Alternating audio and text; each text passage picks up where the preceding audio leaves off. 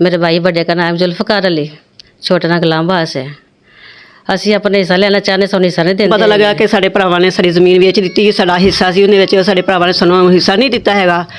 ਕਿ ਡੀਪੀਓ ਸ਼ੇਖੂਪੁਰਾ, ਵਜ਼ੀਰ ਆਲਾ ਪੰਜਾਬ, ਇਹਨਾਂ ਤੋਂ ਅਪੀਲ ਕਰਨੇ ਪਏ ਕਿ ਸਾਨੂੰ ਇਨਸਾਫ ਦਿਵਾਇਆ ਜਾਏ ਤੇ ਸਾਨੂੰ ਇਨਸਾਫ ਮਿਲਣਾ ਚਾਹੀਦਾ ਹੈ। मेरे मामू जुल्फकार उर्फ साहब नासर गुलाम बास ਤੇ ਇਹਨਾਂ ਦੀ ਨਾ विरासत साड़ी वालदा का हिस्सा है। बिस्मिल्लाहिर्रहमानिर्रहीम। नाज़रीन, मैं हूँ आपका मेज़बान फ़ज़ल क़य्यूम ख़ान। मैं मौजूद हूँ इस वक्त तहसील शरकपुर के नवाही इलाका गांव त्रिड्डे वाली में, जहाँ पर आप देख सकते हैं मेरे साथ 4 बहनें बैठी हैं और एक बहन ज़रा वो काम गई हुई हैं।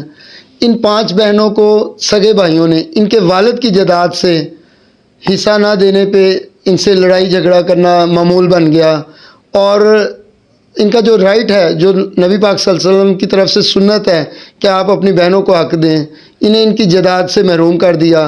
और एक बहन ने फिर हिम्मत करके अदालत से रुजू किया और इनका शेखुपुरा सेशन में चल रहा है केस, और स्टे के दौरान आज उन्हीं भाइयों ने किसी प्रॉपर्टी डीलर के थ्रू इनकी ज़मीन पे कब्ज़ा करने की कोशिश की, जो पुलिस ने 15 की कॉल पे नाकाम बना दी। आइए बहन से पूछते हैं कि क्या मामला है। ਸਾਨੂੰ ਹਿੱਸਾ ਨਹੀਂ ਦੇ ਰਹੇ ਤੇ ਇਹ ਕਹਿੰਦੇ ਨੇ ਕਿ ਹਿੱਸਾ ਤੁਹਾਨੂੰ ਕੋਈ ਨਹੀਂ ਦੇਣਾ ਹੈਗਾ। ਤਾਂ ਉਹ ਤੋਂ ਕੋਰਟ ਤੋਂ ਕਚਹਿਰੀਆਂ ਹੈਗੀਆਂ ਜੇ, ਜਾ ਕੇ ਲੈ ਸਕਦੇ ਤੇ ਲੈ ਲਵੋ। ਤਾਂ ਅਸੀਂ ਫਿਰ ਜਾ ਕੇ ਅਦਾਲਤ ਦਾ ਦਰਵਾਜ਼ਾ ਖੜਕਾਇਆ ਹੈ। ਅਸੀਂ ਆਪਣਾ ਉੱਥੇ ਅਪੀਲ ਕੀਤੀ, ਸਾਰਾ ਲੈ ਜਾ ਕੇ ਸਾਡਾ ਹਿੱਸਾ ਮਿਲ ਜਾਵੇ। ਮੇਰੇ ਭਾਈ ਵੱਡੇ ਦਾ ਨਾਮ ਜ਼ੁਲਫਕਾਰ ਅਲੀ, ਛੋਟੇ ਨਾ ਗੁਲਾਮ ਬਾਸ ਹੈ। ਅਸੀਂ ਆਪਣੇ ਹਿੱਸਾ ਲੈਣਾ ਚਾਹੁੰਦੇ, ਸਾਨੂੰ ਹਿੱਸਾ ਨਹੀਂ ਦਿੰਦੇ ਹੈਗੇ। 5 ਭੈਣਾਂ ਨੇ ਅਸੀਂ ਸਟੇ ਕੀਤਾ ਹੈ ਤੇ ਅੱਜ ਸਾਨੂੰ ਪਤਾ ਲੱਗਾ ਕਿ ਸਾਡੇ ਭਰਾਵਾਂ ਨੇ ਸਾਡੀ ਜ਼ਮੀਨ ਵੇਚ ਦਿੱਤੀ, ਸਾਡਾ ਹਿੱਸਾ ਸੀ ਉਹਦੇ ਵਿੱਚ, ਸਾਡੇ ਭਰਾਵਾਂ ਨੇ ਸਾਨੂੰ ਹਿੱਸਾ ਨਹੀਂ ਦਿੱਤਾ ਹੈਗਾ। ਤੇ ਸਾਨੂੰ ਇਸ ਚੀਜ਼ ਦਾ ਬੜਾ ਦੁੱਖ ਹੋਇਆ ਕਿ ਅਸੀਂ ਭਰਾਵਾਂ ਨੂੰ ਸਮਝਾਉਂਦੇ ਰਹੇ ਬੜੀ ਦੇਰ ਤੱਕ ਕਿ 2 ਸਾਲ ਸਾਡੀ ਇਹ ਪੈਣ ਲੱਗੀ ਰਹੀ ਕੇਸ ਤੇ ਇਹ ਮਤਲਬ ਅਸੀਂ ਇਹਨੂੰ ਵੀ ਸਮਝਾਇਆ ਕਿ ਚਲ ਅਸੀਂ ਭਰਾਵਾਂ ਨੂੰ ਸਮਝਾਉਂਦੇ ਹਾਂ ਕਿ ਚਲੋ ਸਾਡਾ ਮਾਮਲਾ ਜਿਹੜਾ ਘਰ ਹੀ ਤੈਅ ਹੋ ਜਾਵੇ, ਲੇਕਿਨ ਸਾਡੇ ਭਰਾਵਾਂ ਨੇ ਸਾਡੀ ਨਹੀਂ ਸੁਣੀ ਹੈਗੀ। ਤੇ ਅਖੀਰ ਫਿਰ ਅਸੀਂ ਵੀ ਜਿਸ ਵੇਲੇ ਵੇਖਿਆ ਨਾ ਕਿ ਸਾਨੂੰ ਉਹ ਇਸ ਚੀਜ਼ ਨੂੰ ਨਹੀਂ ਰਿਸਪੌਂਸ ਨਹੀਂ ਦੇ ਰਹੇ, ਸਾਨੂੰ ਵੀ ਪਿੱਛੇ ਕਰਦੇ ਪਏ ਨੇ, ਸਾਨੂੰ ਵੀ ਨਹੀਂ ਉਹਨਾਂ ਨੇ ਇਗਨੋਰ ਸਾਨੂੰ ਵੀ ਕੀਤਾ ਹੈ ਤੇ ਸਾਨੂੰ ਉਹਨਾਂ ਨੇ ਬਿਲਕੁਲ ਸਾਡੇ ਨਾਲ ਬੋਲ ਚਾਲ ਖਤਮ ਕਰ ਦਿੱਤਾ ਹੈ।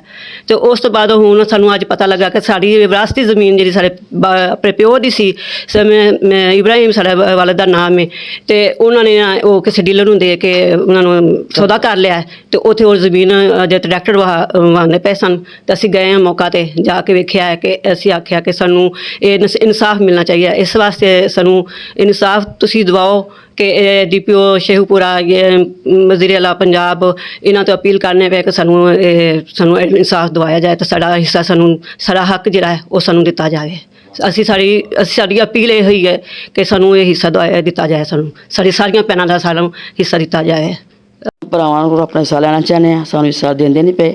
ਉਹਨਾਂ ਨੇ ਅੱਜ ਸਾਡੇ ਕੋਲ ਸਾਰੇ ਕਾਗਜ਼ ਬਣੇ ਪਏ ਨੇ, ਅਸੀਂ ਅਦਾਲਤਾਂ ਦੇ ਗਏ ਹਾਂ, ਕੇਸ ਕਰਵਾਏ ਨੇ, ਸਟੇ ਕਰਵਾਇਆ ਹੈ ਤੇ ਸਾਨੂੰ ਅੱਜ ਪਤਾ ਚੱਲਿਆ ਉੱਥੇ ਡੀਲਰਾਂ ਨੇ ਟਰੈਕਟਰ ਵਾਹਣ ਡੇ ਸੀ। ਸਾਨੂੰ ਪਤਾ ਚੱਲਿਆ, ਅਸੀਂ ਜਾ ਕੇ ਉਹਨਾਂ ਨੂੰ ਕਿਹਾ ਕਿ ਸਾਡਾ ਹਿੱਸਾ ਹੈ, ਤੁਹਾਨੂੰ ਪਤਾ ਨਹੀਂ ਚੱਲਿਆ ਕਿ ਉਹਨਾਂ ਸਾਡੇ ਭਰਾਵਾਂ ਨੂੰ ਤੁਹਾਨੂੰ ਦੱਸਿਆ ਕਿ ਅਸੀਂ ਸਟੇ ਕੀਤਾ, ਉਹਨੇ ਸਾਨੂੰ ਨਹੀਂ ਦੱਸਿਆ ਹੈਗਾ।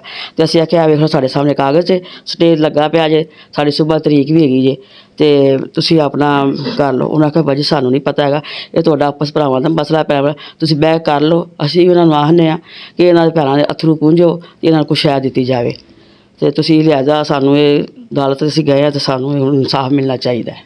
सर मेरा ना 2021 चो ना केस लग्या होया सिविल कोर्ट च शेखपुरा, ज़िला शेखपुरा, तहसील फरोजवाला।